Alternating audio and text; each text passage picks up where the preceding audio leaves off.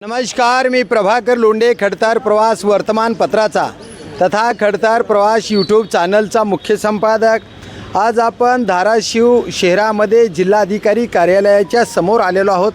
या ठिकाणी येण्याचं कारण असं आहे की ऊसतोड कामगार संघटनेचे अध्यक्ष सुरेश पवार यांनी आज जिल्हाधिकारी साहेबांना निवेदन दिले। त्या निवेदनामध्ये कामगाराच्या ज्या सुखसोयी आहेत त्या काय काय मिळाल्या पाहिजेत कामगारांना आणि नेमकं कामगारांच्या नोंदी अधिकृत कशा ग्राह्य धरायच्यात या विषयावर जिल्हाधिकारी साहेबांसोबत त्यांची चर्चा झालेली आहे।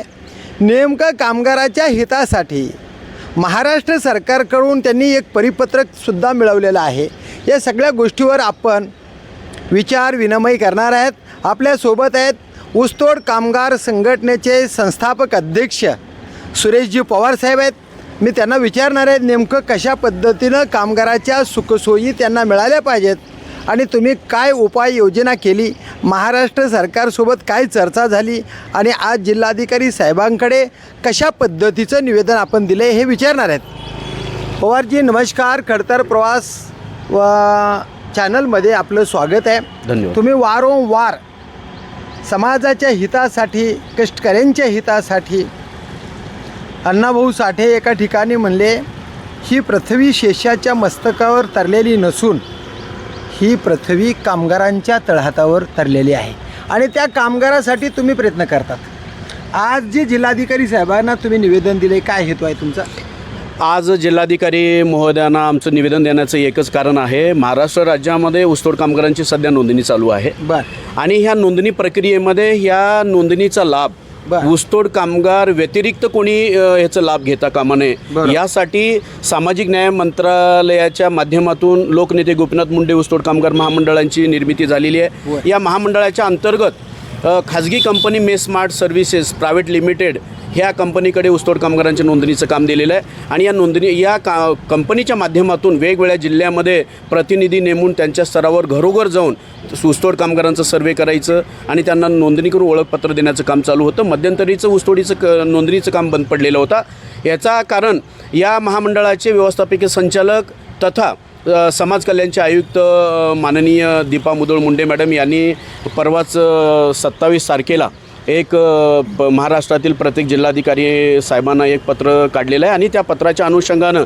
त्यांनी एक निर्देश दिलेले आहेत की गाव तांडा वाडी वस्तीवर जे काही ऊसतोड कामगार आहेत याच्या नोंदणी करण्यासाठी तेथील ग्रामपंचायत अधिकारी यांच्या माध्यमातून ऊसतोड असलेबाबतचं प्रमाणपत्र घेऊनच त्या ऑनलाईन नोंदणी झाले पाहिजे। मध्यंतरी या कामगारांची एवढ्या मोठ्या प्रमाणामध्ये लूट झाली आणि दलालाकडून झाली।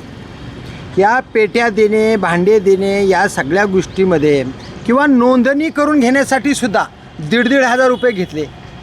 5,000चे अवजारे देत असताना 2,500 रुपये दलालाने घेतले।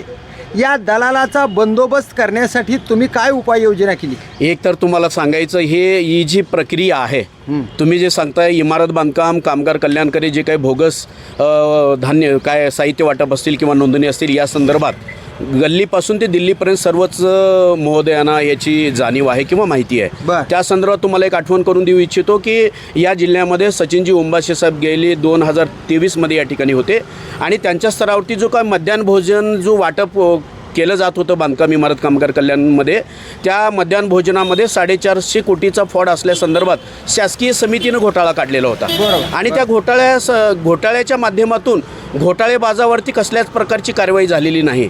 त्या बाबतीत तो जो काही विभाग आहे त्याच्यावरती मी बोलणार नाही, परंतु जे काही इमारत बांधकाम कामगार कल्याणकारी जे काही बोगसगिरी चालतात त्या पद्धतीने या ऊसतोड महामंडळामध्ये चालता कामा नये। ऊसतोड कामगार सोडून इतर बांधवांना या कल्याणकारी योजना किंवा शासकीय योजनेचा लाभ घेता येऊ नये म्हणूनच आम्ही आदरणीय दीपा मुधोळ मुंडे मॅडम समाज कल्याणचे आयुक्त आहेत महाराष्ट्र राज्याचे, त्यांना 12 मार्चच्या बैठकीमध्ये आम्ही त्यांना एक विनंती केलेली होती आणि संजयजी शिरसट साहेबांना देखील आम्ही विनंती केलेली होती। त्याच्या अनुषंगानं या नोंदणी प्रक्रियेमध्ये जे काही ग्रामपंचायत स्तरावरती जे काही ग्रामसेवक अधिकारी आहेत यांच्या स्तरावर ऊसतोड कामगार असल्याबाबतचं प्रमाणपत्र त्यांच्याकडून अवगत करायचं आणि नंतरच ऑनलाईन नोंदणी करायची। कामगार या लोकांना अधिकृत नोंदणीपत्र असेल तरच त्याला ग्राह्य धरायचं आणि समजा डुप्लिकेट एखाद्या संस्थेनं जर या नोंदी केल्या गेल्या तर त्याच्यावर काय ॲक्शन घेणार तुम्ही? एक तर कसं आहे, आमचा हा महामंडळ छोटासा आहे. इमारत बांधकाम कामगार महामंडळ त्यांच्याकडे करोडोचे रकमा आहेत.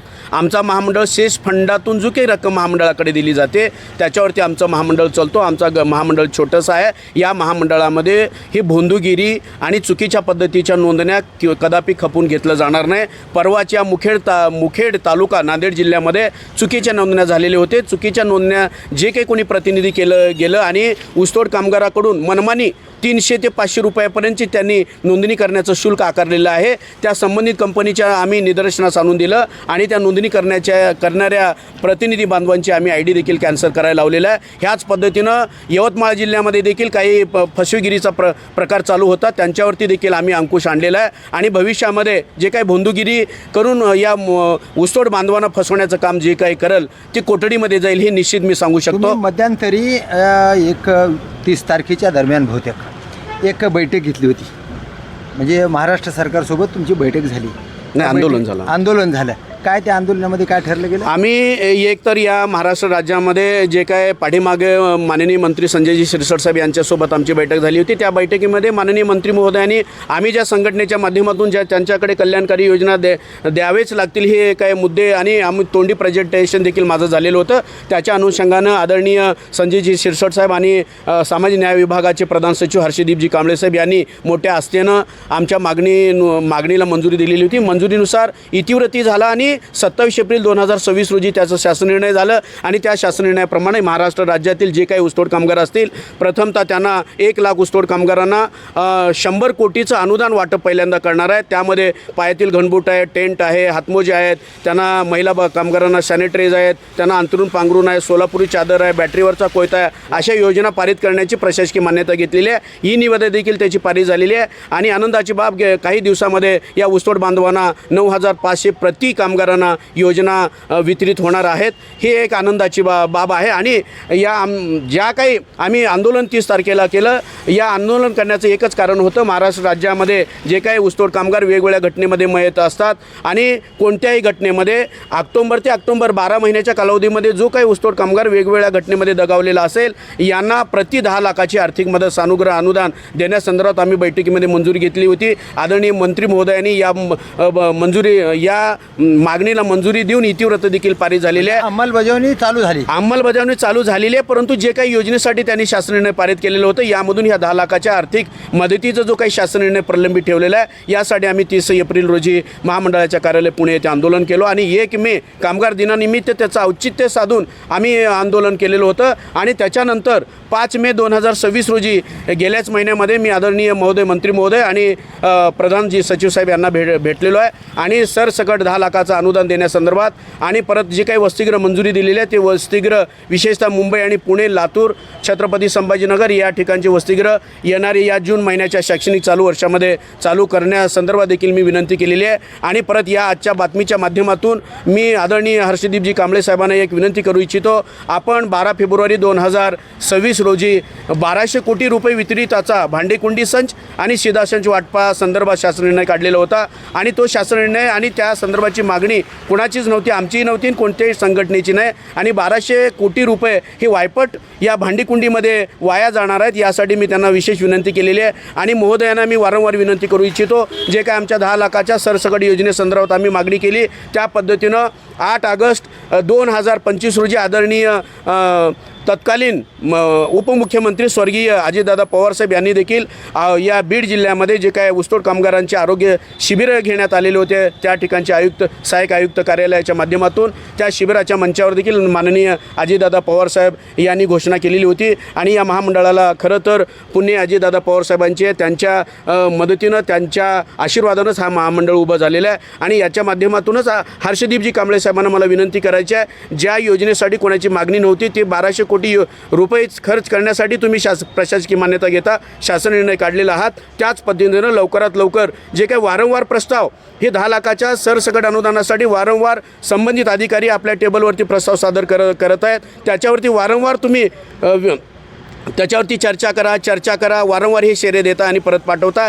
ही एक दुःखद बाब आहे. त्यासाठी माझी कळकळीची विनंती हर्षदीपजी कांबळे साहेबांना असेल की पाठीमागच्या काळामध्ये त्यांनी अॅट्रॉसिटी धारकांना 889 कुटुंबियांना शासकीय सेवेमध्ये नोकरी दिलेली आहे. त्याच पद्धतीने या ऊसतोड कामगारांच्या मयत कुटुंबांच्या वारसांना देखील शासकीय सेवेमध्ये नोकरी देण्यासाठी देखील त्यांना मी विनंती केलेली आहे. त्यांच्याकडून आम्हाला मोठ्या अपेक्षा आहेत आणि लवकरात लवकर त्यांनी शासन निर्णय पारित केलं तर या जे वैयक्तिक लाभ आहे मयतांच्या कुटुंबाला जो 10 लाख मिळणार आहे तो वैयक्तिक त्यांच्या खात्यावर जाणार आहे. त्यांच्या कुटुंबाला मोठा आधार मिळणार आहे. त्यासाठी विशेष विनंती आहे. मी पुढच्या आठवड्यामध्ये देखील आदरणीय मंत्री महोदयाने या संदर्भात खास याच विषयावरती चर्चा करण्यासाठी मी जाणार आहे आणि याच विषयावरती हर्षदीपजी कांबळे साहेबांना मी विनंती करणार आहे. कलेक्टर साहेब काय म्हणले आज आम्ही जे काय कलेक्टर साहेबांना भेटलेलो आहे आणि भेटीमध्ये त्यांना विनंती केलेली आहे. साहेब, या ऊसतोड कामगारांना कल्याणकारी योजना मिळवून देण्यासाठी त्यांची भविष्यामध्ये नोंदणी होणं अपेक्षित आहे. या नोंदणीसाठी ग्रामसेवक यांचे प्रमाणपत्र जर ऊसतोडी असलेबाबतचे प्रमाणपत्र जर दिले तर त्यांना लाभ होऊ शकतो आणि तो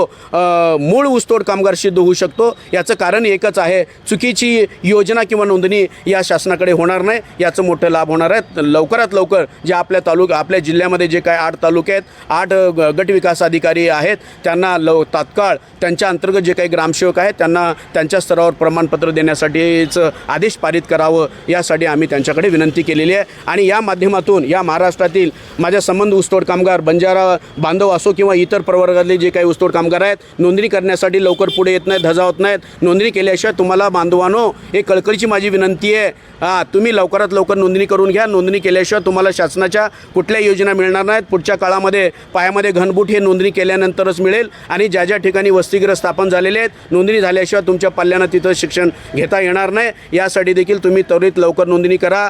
नोंदणी केल्याशिवाय योजना नाही, ही तुम्हाला सुरेश पवारची कळकळीची विनंती आहे. 10 लाखाची अंमलबजावणी कधी होणार आहे? 10 लाखाची अंमलबजावणी केल्याशिवाय आम्ही गप्प बसणार नाही. गेल्या 5 मे रोजी मी या संदर्भात एक कळकळीची विनंती आदरणीय संजयजी शिरसाट साहेबांना केलेली आहे. पाठीमागचा जो काय विविध कल्याणकारी योजनेसंदर्भात त्यांनी शासन निर्णय काढला, या संदर्भात आम्ही सामाजिक न्याय विभागाचं ढोल ताशा बाजा फटाके पेढे वाटून आम्ही आनंद उत्सव साजरा केलेला आहे. या ऐतिहासिक निर्णयाचा आम्ही आनंद सर्व महाराष्ट्रभर आम्ही बातमी प्रसारित केलेली आहे. आणि या संदर्भात ही वैयक्तिक लाभ जो आहे 10 लाखाचा जो सरसकट अनुदानाचा जी काही मागणी आहे त्याच्यावरती जर शासन निर्णय जर आदरणीय संजयजी शिरसाट साहेब यांनी जर पारित केलं तर एक मोठा इतिहास या साहेबांच्या नावानं घडणार आहे, एवढी माझी विनंती महोदयांना आहे.